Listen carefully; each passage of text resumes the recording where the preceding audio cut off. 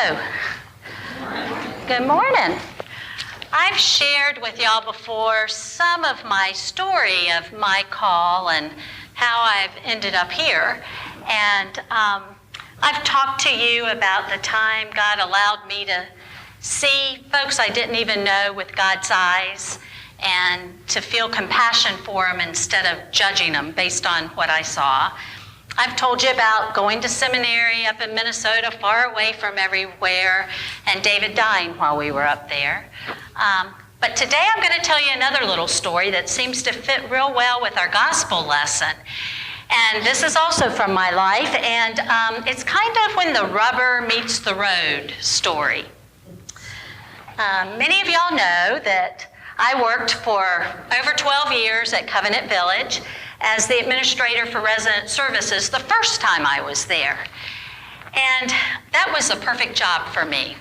But I began to feel deep inside that God needed me to do something else. And so I began to pray, Lord, I love it here. I don't really want to go. But if you want me to go someplace else, that's okay. I'll follow you. And if you do, you're probably going to need to knock me over the head and let me know for sure that it's time to go. So I prayed this prayer 6 months, almost a year, and I was coming in from work one day, and I was walking through my laundry room, and as clear as a bell, I heard, it's time to go. Now, I looked around to see if anybody was around, and there wasn't, so I realized it must have been God, and so I said out loud, okay, God, I get it. That's the first part. Now, you have to do the second part, too, and that's you have to show me where to go. Well, that was a Monday evening, and do you know Thursday morning, I was sitting at my desk in my office at work, and out of the blue, early, a phone call came in for me. And it was a woman I had met over the years through our association for retirement communities. And she offered me a job. And Monday evening, Thursday morning, 3 days, what could I do? So we talked about it, and I prayed about it, and I accepted. She had a company up in Raleigh that planned and developed retirement communities. And she was about to merge with a company in Gastonia called Spectrum Marketing that marketed nonprofit retirement communities, and Covenant Village was the first one that they had done. So here I am. God answered my prayer. So I go off and become a retirement community consultant, which meant I was out of the office a lot. Now, where am I going with all this? You'll see. But one day I was in the office. Now, the office happens to be right next door to Jim McCarthy's dentist office. If you want to know where it is, it's very close. So I was in the office with the secretary and the office manager. And we were chatting. And all of a sudden, this woman walked in. We didn't usually get much foot traffic, but she walked in and wanted to know if we were the Human Resources Department of Spectrum Dyed Yarns, not Spectrum Marketing. And our secretary was really sweet and said, oh, no, you know, that's someplace different, but let me find you the address and the phone number, and I'll give you directions. So she did. The woman was very happy, and the woman walked out. Well, she no sooner walked out than she came walking back in very urgently with her husband. And she said, my husband really needs to go to the restroom. Can he use your restroom? And the secretary said what she always told people that asked that kind of question, no, we don't have any public restrooms here. There was only one. And so the woman seemed to accept that. And she started walking back out. Well, I don't have a clue what happened. It happened so fast. And I don't know where it came from, but next thing I know, I'm saying, wait, stop. And she turns and looks at me, and I say, I'll show you where the restroom is. Well, the secretary and the office manager were shooting me daggers, if you know what I mean. So I showed him where the restroom was. I came back, and the secretary was like, she was leaving. Why didn't you just let her go? And I said, I couldn't. She said, what do you mean? I said, I couldn't. I couldn't. If I were in that place, I would want someone to help me. I just couldn't. So I said, but don't worry, because the secretary also cleaned the office. I said, don't worry. If there's any kind of mess, I promise I'll clean it up. That kind of calmed her down a little bit. It seemed like they were in there forever, which I did not take as a good sign, and it definitely was not a good sign, because she came out, husband in tow, said thank you very hurriedly, and left. Well, the reason she did was it was a terrible mess in there. There was excrement on the walls, all over the toilet, all over the sink, on the floor. So I had volunteered. So it was my duty, so I went to the supply closet, got all the stuff to disinfect and clean, put on the gloves, and started at it. It took me probably 45 minutes to get that bathroom back to the pristine condition it was in. Now, I wish I could tell you I felt good about what I had done, but I really didn't. I didn't understand where it had come from and why I had chosen that to stand up for. It kind of just had come out of me. So I'm sitting back in my office trying to process what had just happened and trying to forget what I had just seen. And the secretary and office manager come back. And she said, I still don't understand why you just didn't let them go. She said, how bad was it? And I said, you don't even want to know.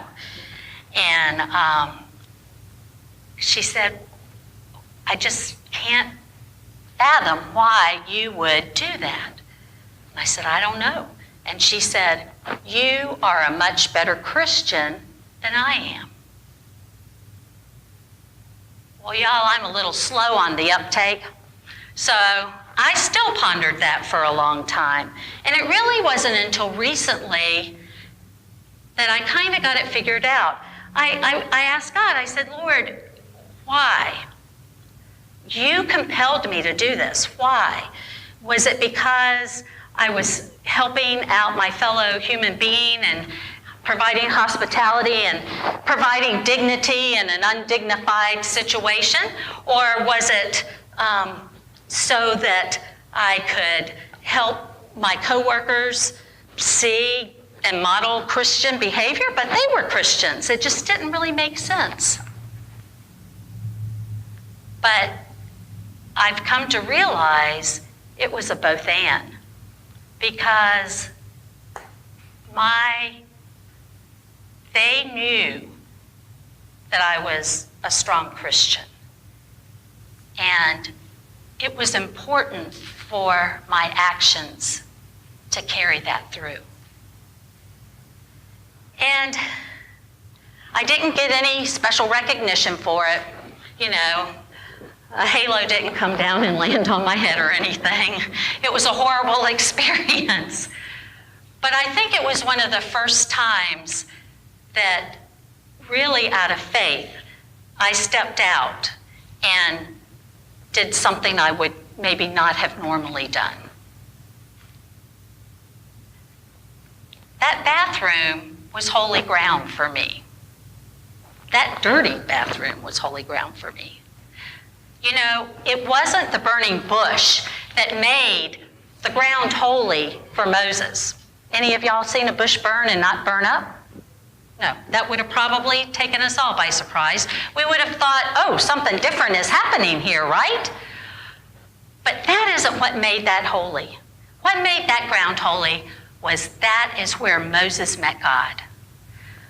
That is where God spoke to Moses, and that is where Moses accepted what God had given him to do. In Romans, it talks about let love be genuine. It talks about not repaying evil for evil. It's talking about right action. And then we come to that gospel lesson. Do you realize only one verse separates? Who do you say that I am, Jesus says. And Peter says, oh, you're the Messiah, the Son of the living God. And Jesus says, Peter, which means rock, on you I will build my church. You will be the cornerstone of my church. And then one verse separates it, and we go to Jesus saying, I've got to go to Jerusalem. They're going to kill me there. But I will be raised. Notice, I have to go. I'm being sent. Notice, I will be raised. Jesus isn't doing it. Somebody else is. We know it's God. So he's saying this. He's saying it like this is part of God's plan. I got to go do it. And what does Peter do? Oh, no, Lord. No, Lord. I'm going to protect you. You can't do that. That isn't what's supposed to happen. And Jesus says something from, on you the rock, I'm going to build my church, to get behind me, Satan. What's going on there? Why such a change? Well, if God was truly leading Jesus there, and Peter's trying to stop him, no wonder.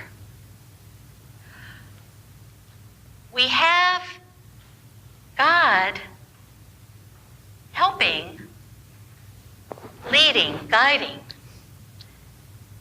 and Peter getting in the way. And Jesus says, Peter, don't be a stumbling block. He went from cornerstone to stumbling block.